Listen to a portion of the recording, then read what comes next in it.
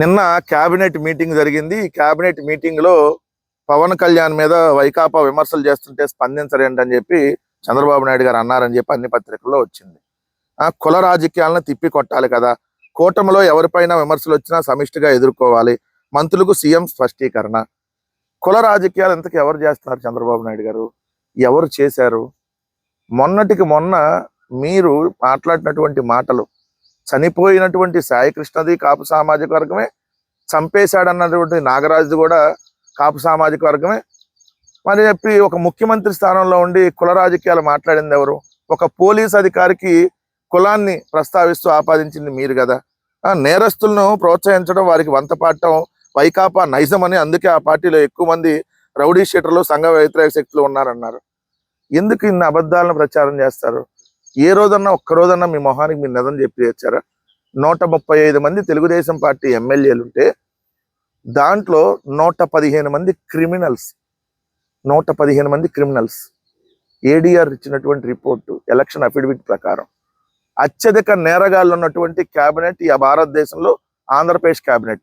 ముఖ్యమంత్రి క్రిమినల్, ముఖ్యమంత్రి కొడుకు క్రిమినల్, అదేవిధంగా డిప్యూటీ సీఎం క్రిమినల్, హోంమంత్రి క్రిమినల్.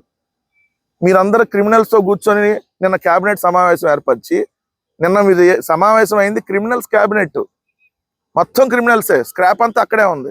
మళ్ళీ మీరు అవతల వైఎస్ఆర్ కాంగ్రెస్ పార్టీలో రౌడీలు ఉన్నారంటే, మా పార్టీలో రౌడీలు గుండాలు ఉంటే మీరు ఈ విధంగా బరితెగించి మాట్లాడేవాళ్ళ?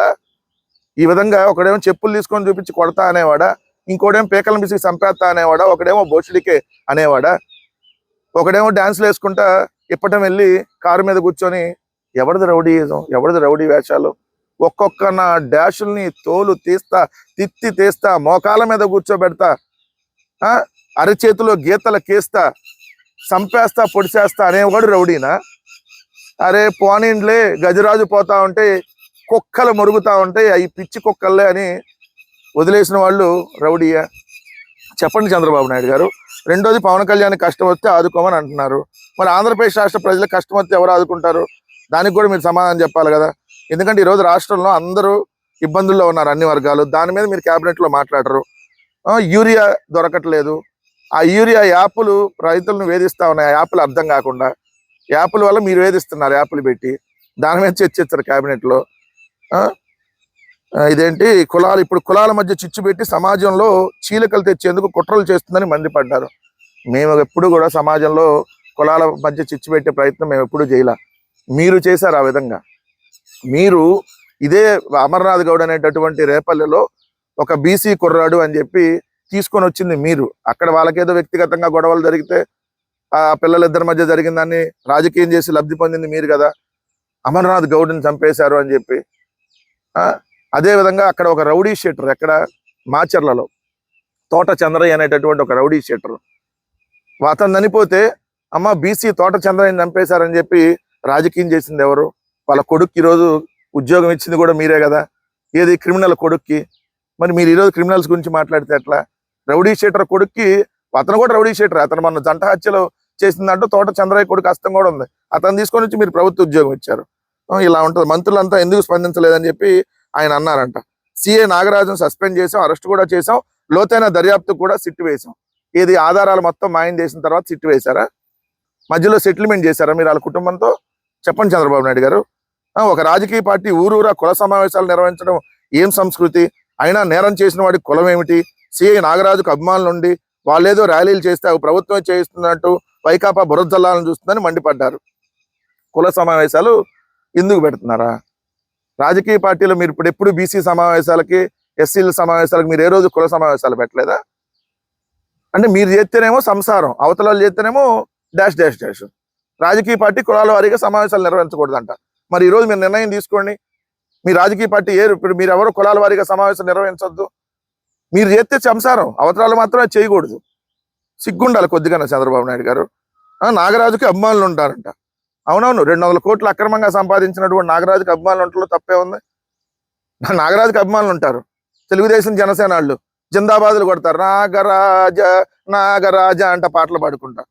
సిగ్గుందా చంద్రబాబు నాయుడు గారు మీకు? మళ్ళీ ఒక కిరాతకంగా, క్రూరంగా హింసించి లాకప్ డెత్తులు చేసి శవాన్ని కూడా మాయం చేస్తే ఆడు నీ గొప్పోడు. ఎందుకంటే మీరు అందరూ ఉన్నారు కదా దాని వెనకాల. ఇది ప్రభుత్వం చేయించినటువంటి హత్య కదా, అందుకనే దాని మీద క్యాబినెట్ లో కూడా డిస్కస్ చేస్తారు మీరు చక్కగా. 5 రోజులు అన్ని సీసీ ఫుటేజ్ ఆధారాలని మాయం చేసినాక నాగరాజు ఓకే అన్న తర్వాత అప్పుడు అరెస్ట్ చేశారు. నాగరాజు ఓకే అన్నాక ఇది ప్రభుత్వం. విమర్శలపై సత్వరమే స్పందించండి, నేరస్తులకు వంటపాడటం వైకాపా నైజం. ఎవడది నైజం అర్థం అవుతుంది కదా.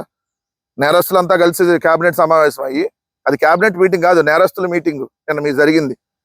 ఎందుకంటే నేనేమట్లా ఏడీఆర్ రిపోర్ట్ ప్రకారం నేరస్తులందరూ చోట కూర్చున్నారు. గీతంపై చర్చ నుంచి బయటికి వెళ్ళిపోయిన చంద్రబాబు, లోకేష్. విశాఖపట్నంలోని గీతం విద్యా సంస్థలో 45 మీటర్ల ఎత్తు స్కూల్ భవన నిర్మాణానికి అగ్నిమాపక సిబ్బంది ఎన్ఓసి అంశం చర్చకు వచ్చినప్పుడు చంద్రబాబు, లోకేష్ బయటికి వెళ్ళిపోయారు. అది తమ బంధువు ఎంపీ భరత్ కు చెందింది కావడంతో వారు బయటికి వెళ్ళిపోయారు. మరో 20 నిమిషాల సమావేశం ముగుస్తుండగా ఉప ముఖ్యమంత్రి పవన్ కళ్యాణ్ సీఎం అనుమతి తీసుకుని వెళ్ళిపోయారు. ఆయనకు 5,000 కోట్ల భూమిని కబ్జా చేస్తే అప్పనంగా రాసి ఇచ్చేశారు. అప్పుడేం లేదు. ఇప్పుడంటే ఏదో ఒక నిర్ణయం తీసుకుంటా గీతం మీద చర్చ వచ్చినప్పుడు అబ్బా కొడుకులు ఇద్దరు బయటికి వెళ్ళిపోయారంట. ఏమి దొంగ నాటకాలు, ఏమి దొంగ నాటకాలు. మా తండ్రి కొడుకులు మామూలు దొంగలు కాదు కదా. ఈయనకేమో జ్వరం వచ్చింది పద్దాకల. ఈయన క్యాబినెట్ మీటింగ్లకి రాడు, వచ్చినా మధ్యలోంచి వెళ్ళిపోతాడు. 20 నిమిషాలు ముందు వెళ్తాడు, లేదంటే అరగంట ముందు వెళ్తాడు, లేదంటే అలిగి వెళ్ళిపోతాడు. అలుగుడు కళ్యాణ, పవన్ కళ్యాణ ఏంది ఇది? జ్వరం వచ్చిద్ది, లేదంటే అలుగుతాడు, లేదంటే కోపం వచ్చిద్ది, క్యాబినెట్ మీటింగ్ నుంచి వెళ్ళిపోతాడు. ఇది క్యాబినెట్ మీటింగ్ కాదులే, క్రిమినల్ సమావేశం ఇందాక అన్నాం కదా. మీరు ఇంకా అవతలాన్ని క్రిమినల్స్ అంటారా? స్క్రాప్ అంతా అక్కడే పెట్టుకొని మీరందరూ మాట్లాడితే ఈరోజు ఎట్లా?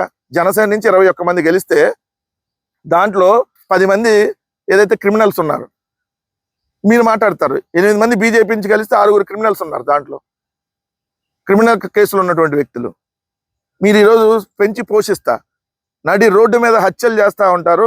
చేసినాడిని తీసుకొని వచ్చి ఈరోజు అందరం ఎక్కిస్తూ ఉంటారు. మళ్ళీ మీరు ఇక్కడికి వచ్చేటప్పుడు మళ్ళీ కులం రాకూడదంట, మీరు మాత్రం కులం తీయచ్చంట.